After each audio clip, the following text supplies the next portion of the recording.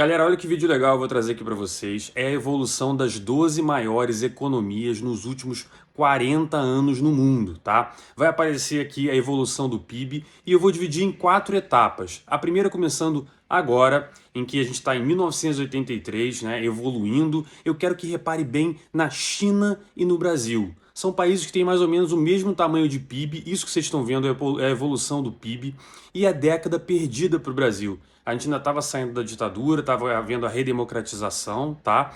E no mundo a gente tinha a Guerra Fria, né? E em 1989 a gente tem a queda do Muro de Berlim, logo depois a quebra da União Soviética. E é aqui que eu queria fazer o primeiro adendo para vocês repararem. Olha o tamanho da economia brasileira e chinesa, beleza? E eis que começa a década de 90, né? O Brasil em hiperinflação, a gente aqui super enrolado, as contas públicas horríveis, até que um grupo de economistas do Rio de Janeiro, né, da PUC Rio, com ideias liberais, consegue implantar o Plano Real e a gente resolve o problema da inflação. Repara o tamanho da economia chinesa e brasileira. Tá? A China, nesse momento, vê o Muro de Berlim cair, os países comunistas e do leste europeu ficam perdidos, e o que a gente tem? Uma China que começa a flertar com a Organização Mundial do Comércio no final da década de 90. Os caras começam a preparar reformas para tornar o país liberal, para abraçar os mercados e dar uma banana para aquele professor de história que eu tive no ensino médio, no ensino fundamental, que ficava me dizendo que em Cuba era tudo maravilhoso, que todo mundo vivia bem, que o hospital funcionava e que os Estados Unidos era horrível, tá? Só que o chinês olhou e falou, acho que não é bem por aí não. E eis que chega a década de 2000, a China entra na Organização Mundial do Comércio, abraça os mercados, abraça o capitalismo, dá uma banana para aquele teu camarada de história que usa aquela camisa vermelha com a cara do Che Guevara e os caras se deleitam no capitalismo.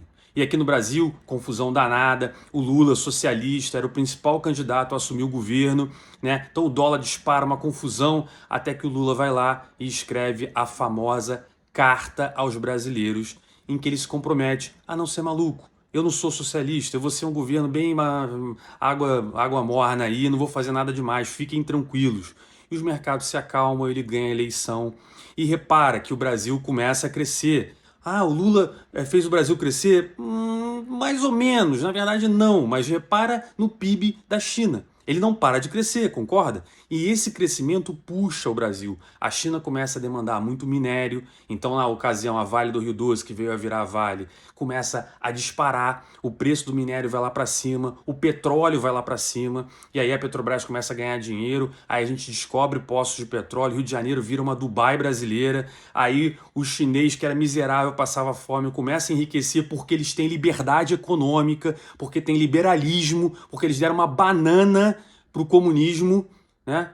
E aí o que acontece? O Brasil é puxado para cima também porque ele é o principal produtor dessas mercadorias, dessas matérias-primas. E aí começa 2015. Na verdade, a Dilma segurou o preço, fez um monte de tramóia lá para poder não demonstrar que o Brasil estava com um modelo totalmente ultrapassado, desenvolvimentismo que não funcionava, né? Esse negócio das campeãs nacional, isso não funcionou. A gente com a inflação alta, vem a Olimpíada, as pessoas começam a fazer todos aqueles protestos, derrubam a Dilma, assumem o Michel Temer, que ele sim começa uma mudança, entra o Bolsonaro com o Paulo Guedes, vem a crise sanitária, vem o problema da Rússia de novo, né? E a gente chega aqui nos nossos anos atuais e repara só no que acontece com a China. A China não para de crescer, porque lá em 2001 ela abraçou os mercados. Ela não está olhando para trás, por mais que chame Partido Comunista, os caras deram uma banana para isso. E aqui na América Latina a gente continua com bolivarianismo, né, com Maduro, com não sei o que, com Lula, com uma disputa de lado A e lado B entre Bolsonaro e Lula e não sei o que. A gente continua discutindo o socialismo do século XXI. O mundo mudou. A Ásia hoje não para de crescer. Os caras lá têm outra vida que a gente não tem.